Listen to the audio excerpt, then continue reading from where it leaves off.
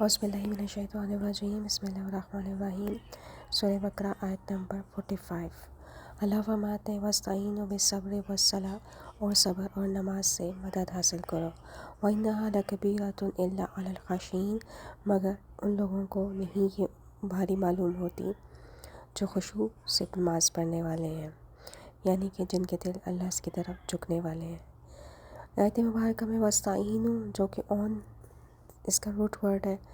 اون کا مطلب ہوتا ہے انسان اپنی طرف سے پوری کوشش کرتا ہے کسی کام کو کرنے کی، پھر ایک جگہ وہ دیکھتا ہے کہ میرا کام کسی دوسرے کی مدد کے بغیر پورا نہیں ہو سکتا، تو اس وقت کسی دوسرے کے لیے مدد کو پکارنا اون کہلاتا ہے۔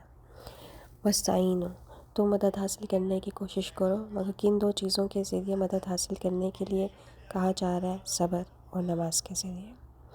علماء اکرام ایک نکتہ بیان کرتے ہیں کہ ہم تو کہتے ہیں کہ آپ دعا کریں ہمیں صبر آ جائے، آپ دعا کریں ہمیں نماز کی توفیق مل جائے، جبکہ قرآن کہہ رہا ہے یہ دونوں چیزیں تو پہلے سے ہی تمہارے اندر موجود ہیں اور تم نے بس ان کے ذریعے سے مدد حاصل کرنی ہے۔ یعنی ہم ان دو چیزوں کے لیے اللہ تعالیٰ سے مدد مانگتے ہیں، جبکہ اللہ تو کہہ رہے ہیں کہ ان دو چیزوں کے ذریعے سے تم نے اللہ سے مدد حاصل کرنی ہے۔ اس کا مطلب ہے کہ صبر کی صلاحیت اور نماز پڑھنے کی صلاحیت یہ اللہ نے ہر انسان کے اندر رکھی ہوئی ہے، بس ان صلاحیتوں کو استعمال کر کے اللہ سے استعانت کا سوال کرنا ہے۔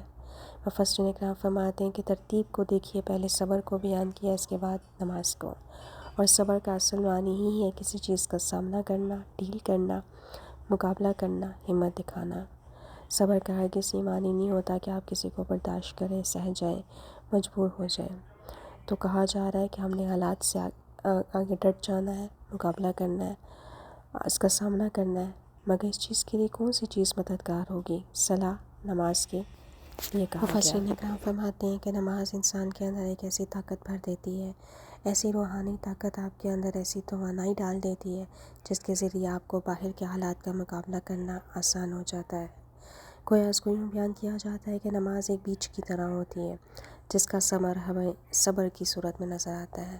کسی بھی مشکل حالات سے اور کسی بھی مشکل چیلنج سے زندگی میں لڑنے کا فارمولہ اس آیت مبارکہ میں دیا جا رہا ہے کہ یہ دو چیزیں ہیں جو انسان کو بہت مدد دیتی ہے۔ یہی وجہ ہے کہ ہم سنت رسول اللہ صلی اللہ علیہ وسلم کو دیکھتے ہیں کہ جب آپ علیہ السلام پر کوئی بھی مشکل آتی تھی تو آپ علیہ السلام نماز کا رخ کرتے تھے۔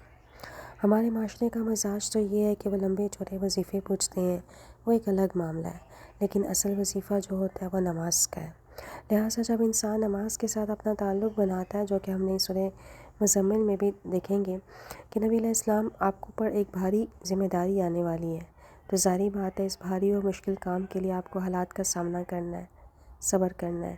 اس کے لیے آپ کو پہلے نماز تہجد کے ساتھ جوڑا گیا تھا، آپ نے رات میں نماز کو پڑھنا ہے۔ گویا کہ نماز کا تعلق ایک ہمارے اندر کی دنیا کے ساتھ ہوتا ہے، وہ ہمیں اس قابل بنا دیتی ہے، اتنی ہمت دے دیتی ہے جس کی وجہ سے ہمارے لیے باہر کے حالات کا مقابلہ کرنا آسان ہو جاتا ہے۔ ایک اور اہم بات والصلاة، صلہ سے ہے۔ صلاۃ کے اور بھی بہت سارے معنی ہوتے ہیں، لیکن ایک یہ بھی معنی ہے جوڑنا۔ نماز بھی کیسی ہونی چاہیے جو کہ انسان کو اللہ کی ذات سے جوڑ دے، انسان کو پتہ ہو میں کیا پڑھ رہا ہوں، میں اللہ سے کیا مانگ رہا ہوں، یعنی کہ یہ وہ نماز ہو جس کو حدیث مبارکہ میں بیان کیا گیا، تم اللہ کی عبادت ایسے کرو گویا کہ تم اللہ کو دیکھ رہے ہو، اگر یہ مقام حاصل نہیں کر سکتے تو ایسی عبادت کرو گویا کہ اللہ تمہیں دیکھ رہے ہیں۔ تو جب ایسی نمازیں ہوں گی تو پھر ان کا رد عمل یا ان کا اثر اس صورت میں سامنے آتا ہے۔ ہم کہتے ہیں کہ ہم نمازیں پڑھتے ہیں لیکن ہمارے اندر صبر نہیں آتا، ہم نمازیں پڑھتے ہیں لیکن اس میں برکت نہیں آتی، ہم نمازیں پڑھتے ہیں لیکن ہمارے کام نہیں ہوتے۔